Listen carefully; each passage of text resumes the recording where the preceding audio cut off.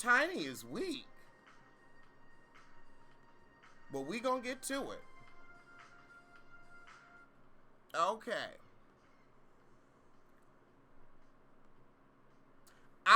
I will pop back in, but I'm gonna pop out for a quick smoke break. But I'm gonna pop back in. I promise you. So we open the episode with Dorian and the baby. A1 and Dorian fake makeup, and that scene dragged to me.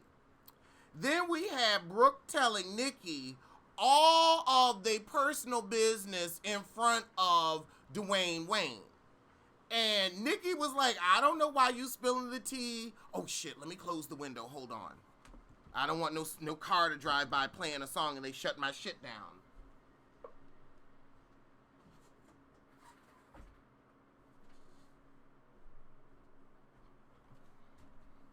Okay, sorry about that.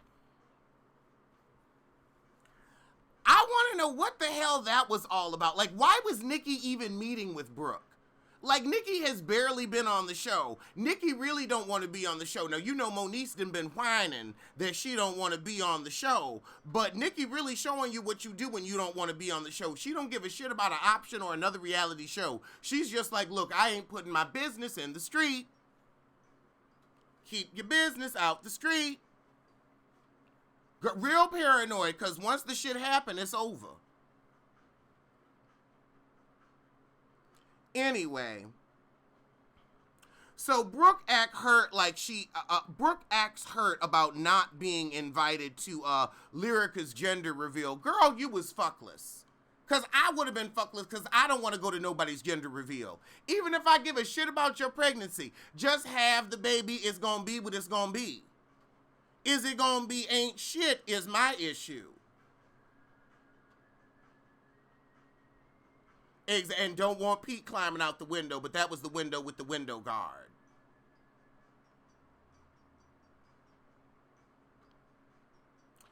So Princess is mad at Moniece the neglectful, and they're trying to set up a skirmish. Will it come to fruition is the question. Then Princess calls Brooke on her trashing Lyrica and tells her to apologize. But messy Brooke ain't shit. She like, if I don't apologize to this heifer, I got something to talk about next season because I'm in a couple and I'm coming back. That's all that was about. Then our Kila Monster dealing with this Maury Povich plot line. You know, they gave it to us a little bit in the beginning of the episode and then they took it right back. A1 and his mama meet up, and she wants to know why he's with the cheater. And honestly, A1, you need to go on and tell your mama, look, we have an open marriage. Open like my pussy. She pegs me. I try to get her pregnant in the anus. You know, we got to bring in other people. I'm sorry, A1 to me gives proud cuckold tease.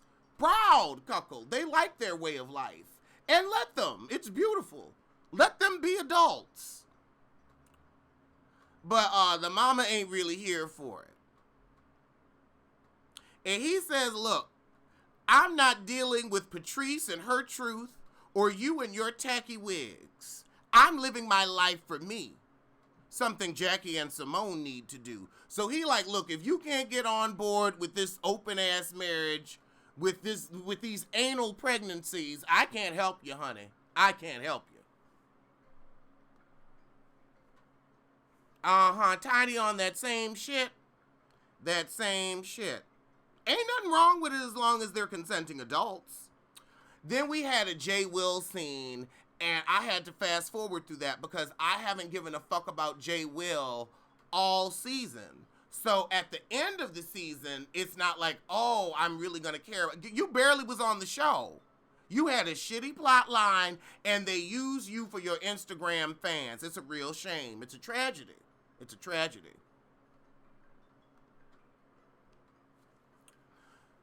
So K. Michelle, the Baptized, is working on an album, and that's what K. Michelle is going to be called from now on. K. Michelle, the Baptized. Because we saw Paris pour the sacred waters all over her face. Oh my God. That was a baptism. That was a baptism. So she working on another piss poor album, which won't get any radio play because of her piss poor attitude. I couldn't do it.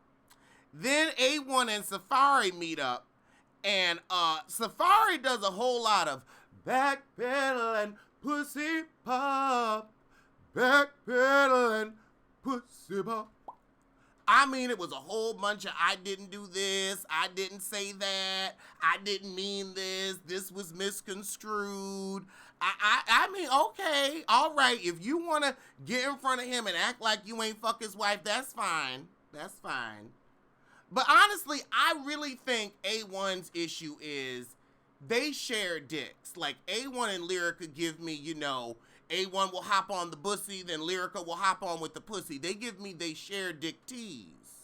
So I think he's just upset, like, okay, hold on, if you're going to come to this unholy union, you're going to give it to me like you give it to her. And you ain't give it to me, but you gave it to her. That's just how I feel about it. He gave it to her. To her. Not to him, but to her. To her. I mean, they share dick like they share Airbnbs. Often and monthly. So Lyrica asked A1, do you want a DNA? And they have the longest pregnant pause. And they, he's like, yeah, I want a DNA. And I feel like A1 should know who the father of his child is, because it sure as hell ain't him. Because what? You can't get someone pregnant in the anus. Oh, I made a song. You can't get someone pregnant in the anus. Bop, bop, bop. You can't get someone pregnant in the anus. Let's sing it together. You can't get someone pregnant. Said you can't get someone pregnant. No, you can't get someone pregnant in the anus. In the anus. In the anus. You can't get someone pregnant in the anus. You can't get someone pregnant in the anus. Oh my God, we had a musical interlude. Oh my God. Katina said I'm gonna put $5 on the single. Thank you, Katina. You can't get someone pregnant in the anus. Oh my God.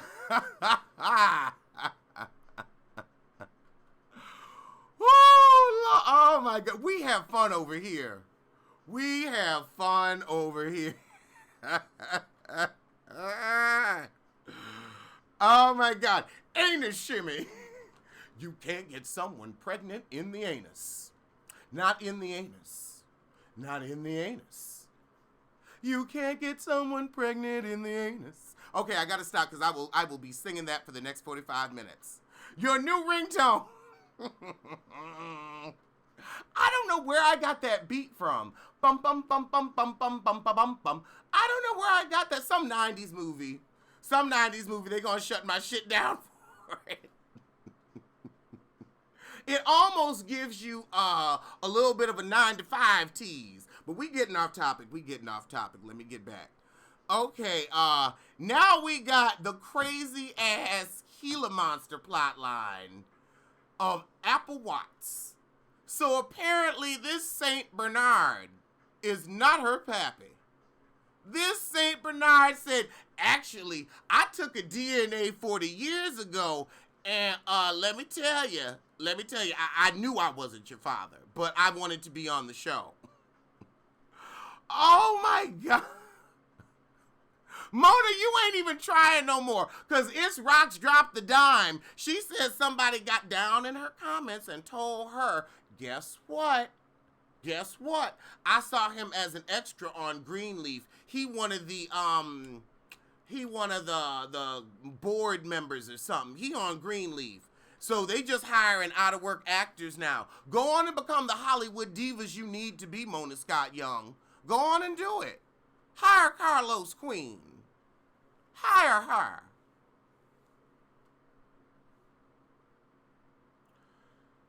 Oh goodness, but Sean Love, of course, came to the rescue, and they gonna be real good friends, and she gonna do something with Apple Watts. Now, I don't know if Apple Watts is really gonna make it as a rapper, but I wish her well.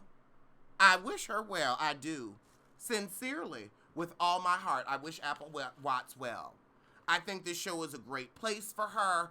I don't know about music, but she gonna figure out how to do something. She could do women's empowerment. 'Cause you can't get someone pregnant in the anus. I'ma say it again. You can't get someone pregnant in the anus. You can't get someone pregnant in the anus. You can't get someone pregnant in the anus. Oh my God. Oh, Lord, thank you, Nadia. Thank you so much. This is a silly show.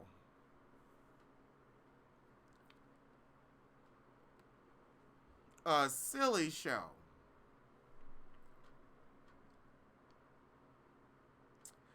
Okay, let's see. Where did I leave off? Sean Love to the rescue. Okay, so now we got Paris dropping a pin on Marcus so Booby and him can scrap over Messy Brooke.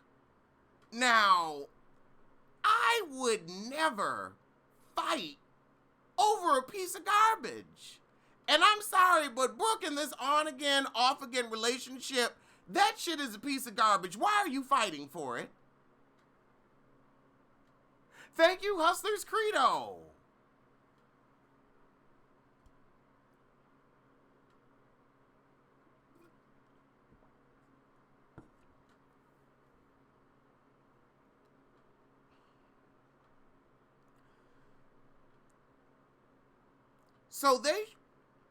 And then across the room, Jay Will, the forgettable, is dropping the Addy so that Moniece can show up.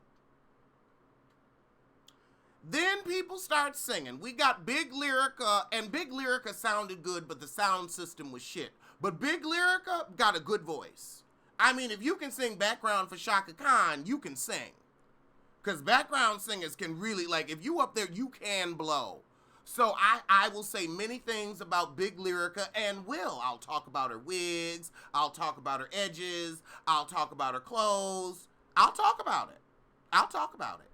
But I will also give credit where credit is due. The woman can sing. The woman can sing very well.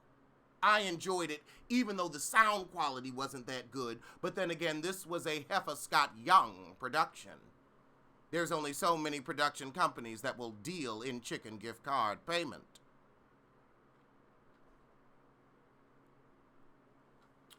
Why was Little Lyrica's dress so tacky? She looked like, what's her name? She looked like Winona Ryder in Beetlejuice in that ugly-ass red wedding dress. You renewing your vows and you got that shit on? Then Ray J was in a tracksuit ready to fight. I was like, who shows up to a vow renewal looking like this? But you know, Mona Scott Young and her hodgepodge-ass ways. It was incredibly disappointing.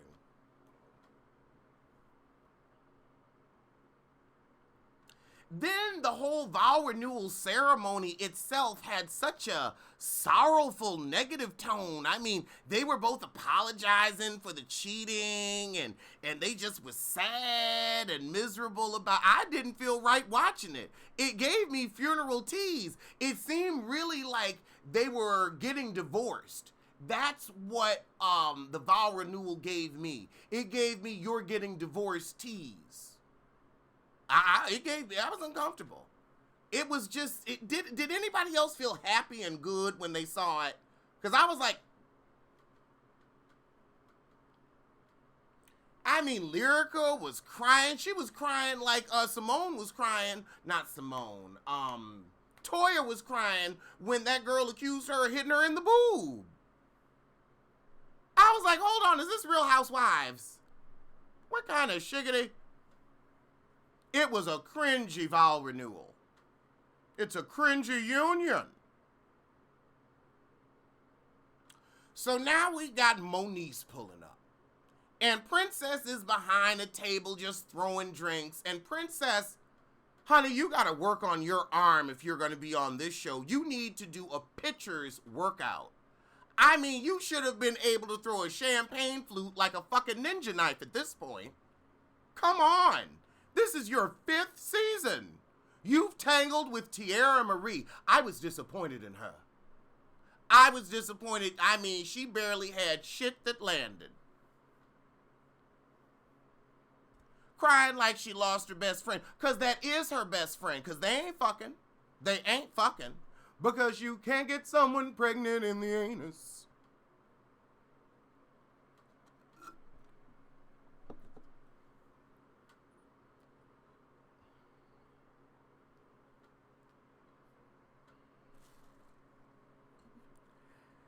So we have a light skirmish going on between Princess and Moniece the Neglectful. Moniece, however, took her pitcher's workout. And when she threw that cake like a champ. She threw that cake like a New York Yankee.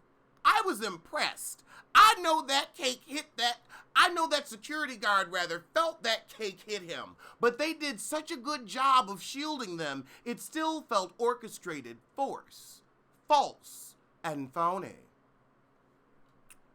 It still felt false and phony.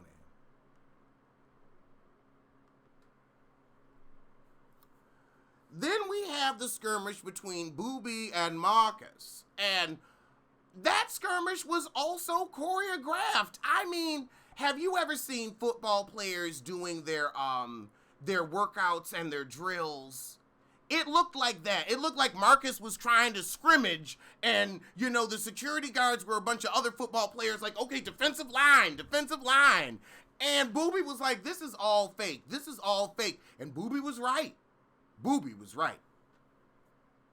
I couldn't. And then Booby pulled up in a Ford SUV, and I was like, ain't nothing wrong with a Ford SUV. Don't get me wrong. I'm not criticizing anybody for having that. But if you're on a reality show, you're supposedly an NBA star, you were married to Keisha Cole, a once upon a time popular singer, and all you have to show for it is some type of Ford excursion, girl, what'd you do with your money? What did you do? He should have stayed playing basketball trying to be a rapper. Ain't no money in music. And then we had the ending taglines. Booby said something I didn't give a fuck about. Brooke said something, but I didn't listen. K. Michelle was caterwauling. Paris is, trying to hustle and convince us that, oh, if I only steal $50 from you, it's okay. But, she gonna $50 you into foreclosure. And I didn't care about anybody's ending tagline at all. I want to know, what were your thoughts on the season? I think Moniece the Neglectful would have been a great brawl.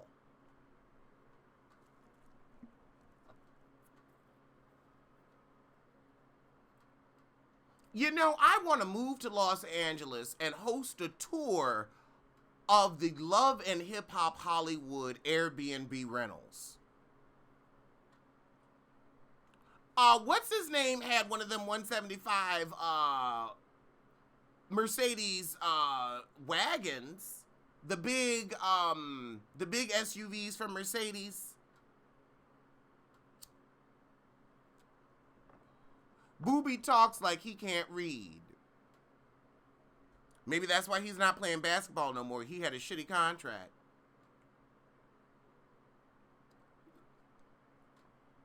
Oh, I forgot all about Fizz.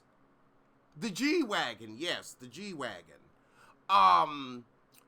The grown-up Bow Wow has the G-Wagon. I know Bow Wow wants to be Akbar so bad, he can taste it.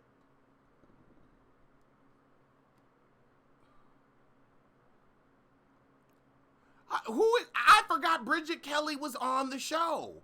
Did she even have an ending tagline?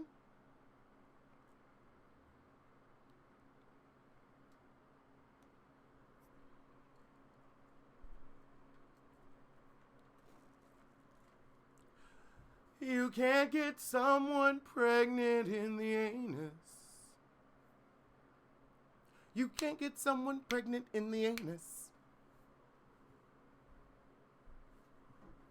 Bow Wow is a miniature Akbar. That's Akbar's son. I want to talk to Bow Wow's mama about that. But we have talked about love and hip hop, and I'm going to come back in 9 minutes, and we're going to do today's hot topics. So, I will see you very, very soon, because you can't get someone pregnant in the anus. I said you can't get someone pregnant in the anus. All together now. You can't get someone pregnant in the anus. One more again. You can't get someone pregnant. Said you can't get someone pregnant. No, you won't get no one pregnant in the anus. Not in the anus. In the anus. Yeah. 10 o'clock. Hot topics.